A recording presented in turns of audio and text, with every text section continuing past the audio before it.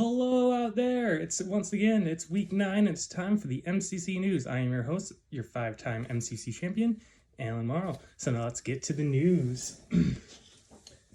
Trades. We've had some trades in the last this week, and even one last week that we didn't mention. So last week we had Jeremy traded Najee Harris to Lee for Jamison Williams. A very small trade. Just both of them kind of picking up on a little depth here. Jeremy is very confident Jamison Williams will be something going forward, hopefully not just in fantasy, but hopefully even for the Lions in general. I do believe he might get 1-2 catches a game, if that. Najee Harris, just the depth running back. He's been all right. He'll get you 7 to 8 points most games, probably, maybe even a little less. The next one was Jim. Jim made a trade. Yay! He made a trade with Will. Jim sent Josh Jacobs to Will for Puka Nacua. Puka Nacua is a very good keeper. He's been one of the best rookies so far this season. He's going to be a 7th-round keeper as he was a free agent pickup. He was not drafted. Josh Jacobs is a strong starting running back. Then maybe with all the Raiders changes here coming up, maybe he'll be even better or kind of stay the same. You'll be happy if you get 12 points from him. Puka Nacua, with Stafford's injury, maybe he dips a little bit, but moving forward, even for next season beyond, Jim has a nice, good starting block with that, with potential other keepers like David Montgomery that he has, can actually give him a good foundation to move forward for next season. And Binky has started to sell. Binky, who is 3-5, he started to sell. He sold AJ Brown and his 6th round. He traded AJ Brown and his 6th round pick to Jeremy for Jeremy's 2nd round pick, Brandon Ayuk and Christian Kirk. I believe Binky could have got more for AJ Brown. AJ Brown is on a historical run right now with what 6 straight games of 125 plus yards. Believe he could have got more. He basically traded him like he's your average, typical, decent, good wide receiver, not a bona fide number 1 wide receiver in fantasy football. 2nd round picks are going to help him. Christian Kirk would be a 9th round pick. I don't think that's great keeper value. I will predict that his average draft position is going to be maybe 7th, 8th round next season anyways. Brandon Ayuk's a 4th round keeper. I don't see that being a great keeper either. But just to do a 2nd and a 6th round pick swap for AJ Brown, I don't think it was enough, but great for Binky to at least get something. And Jeremy is, getting ready to move forward here. Let's see if there's a few more trades here. We have a trade deadline coming up. I believe it is Wednesday, November 15th at midnight Eastern time. For some of you out there, that will be 10 o'clock Mountain time. Next topic, the playoff push is coming. Now here we have currently 7 teams vying for perhaps the last 2 playoff spots. The last 2 playoff spots are currently held by 2 4-4 teams. There's also a 4-4 team just sitting outside the playoff spot. Right now, those 2 playoff spots are Schrader and Doug, with Cortez/Ben's team as that 4-4 team that's just outside. And then we also have 3 3-5 teams, and Jeremy, myself, Gabe, and Binky. With the playoff push here, it's all about the strength of the schedule of the next 3 weeks. It's going to be really make or break. It gives us the 2 weeks coming up, then trade deadline, then that last week, So the 3-5 teams, Binky, who has Ben, Gabe, and Doug coming up with a combined record of 10-13. Then Gabe has Doug, Binky, Jim, combined record of 7-17. Myself, I have Jeremy, Tyra, and Ben, combined record of 12-12. Jeremy actually has the toughest schedule remaining of the next 3 weeks of myself, Lee, and Will, which is a 17-7 strength of schedule. But Jeremy has by far the toughest, maybe the strongest roster. Will be the toughest 3-5 team, the strongest roster of all these teams remaining too. So he's going to be a formal opponent. It's surprising that he is 3-5. With that said, let's get to the 4-4. Hold up.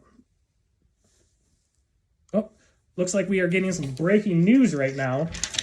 Breaking news. I'm getting a message here from our commissioner, Will, that we have, this week will be Pizza Week.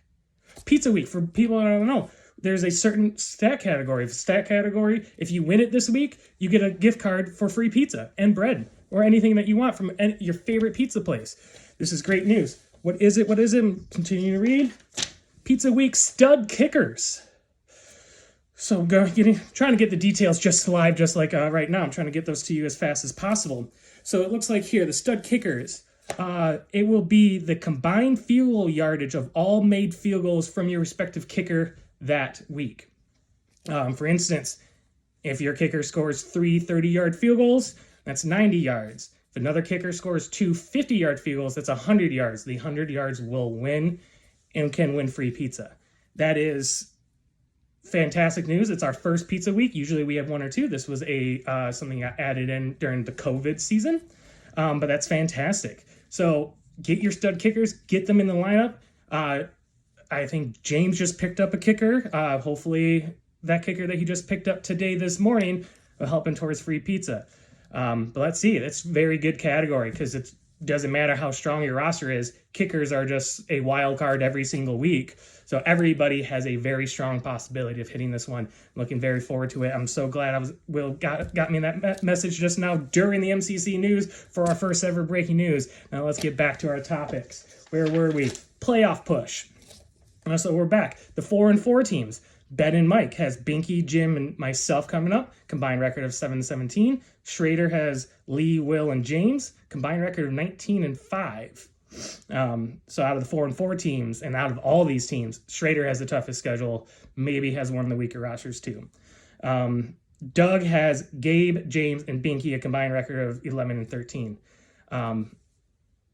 So there we have it. So Schrader has the toughest, then it goes Jeremy, and then it goes myself. The next 3 weeks, like I said, are going to be very make or break for everyone here. My prediction is Jeremy is obviously going to probably rise up on top here. And I know Gabe's trying to sell. Binky's already trying to sell. I think Mike and Ben is going to try to put together a late push here. Ben wants to make a big mark on his first season with us. And Doug's hanging in there. I think in Schrader's always a wild card. He always sneaks into the playoffs typically anyways. So let's see how that goes. We got the next topic. Only wins and only L's. Lee, 8-0. Jim, 0-8. Lee opened up his only wins account. And as of right now, is likely to go 9-0. He has Schrader next. Let's see how that goes. And then he has Jeremy and Tyra, very two tough rosters, and those are two rosters that can really put up high points every week. So Lee will have some tests coming up here shortly here, but it does look likely he might be 9-0. For Jim, Tyra next. Jim is surprisingly he is scoring points. His roster is decent. He's just not winning anything. But with Tyra next, going to be tough. Could be likely 0-9 as well. Then Ben and Gabe, two teams on the trying to work into the playoffs. Gabe by that time could have sold off pieces, perhaps, and maybe that's his first W. Ben, maybe he buys a little bit, maybe buys from Gabe, and maybe can see if Jim can get to 0-10. Can he get double-digit losses before a win? Be pretty upsetting for typically a pretty strong fantasy competitor like Jim. So let's see. Let's look forward to how that's going to play out. The next matchup of the week. Once again, we have matchups of the week. It's going to be Binky versus Ben, Alan versus Jeremy, and Doug versus Gabe. Why are these matchups of the week? Because these are 6 out of those 7 teams that I just talked about that are in that playoff push for those last 2 playoff spots currently. So it's going to, very early on, we have 3 matchups where it could really cut 3 people out heading to that trade deadline of maybe they're going to sell, staying pat. So this week's going to give a lot of who's really pushing forward and going to push harder and who's just going to fall back out of the crowd. So that's going to be very interesting to look about here. And last but not least, Tyra's Fab Thoughts. 10 waiver claims this week, plus 2 additional this morning. This morning, both were $0 bids. Nothing big there. The big one was James spent $28 on Will Levis. Why did he spend $28 on Will Levis? Was he really excited with that Will Levis 4-touchdown game? Even though a lot of analytics show he wasn't great. He just had some big plays that scored touchdowns. Why did he do that? He lost Kirk Cousins. Kirk Cousins was his QB. He's done for the season. He had to try to fill that spot. He's taking a shot here with Will Levis. I believe he plays tonight, Thursday night. We'll see if it was a smart decision or not. For a team that's 5-3, really making a strong push to try to get that first bye week. Hopefully he can help him there. Ben lost on a bid of $19, and Gabe had an $8 bid on him. So it wasn't even that much of an overpay with the $19, $28, It wasn't too bad. The next one was Tyler Boyd for $21. Yes, Tyler Boyd for $21 to Schrader. Schrader really wants that third wide receiver in that Cincinnati offense. And, it wasn't that bad of a... Oh, no, it was a horrible bid. There was only one other bid for $0. So he spent $21 more than he had to, maybe even $20 more than he had to. That was a really bad pickup and bid, Schrader. And the next is $10 for playoff Lenny, for Lenny Fournette to Gabe. He just signed with Buffalo. Gabe's taking a shot. Might as well. Maybe he can play off Lenny. He can help the playoff push for Gabe. So that's it. That's the last of the Fab Thoughts. That was for the MCC news here in Week 9. As always, let's go Lions. Fuck the bye week.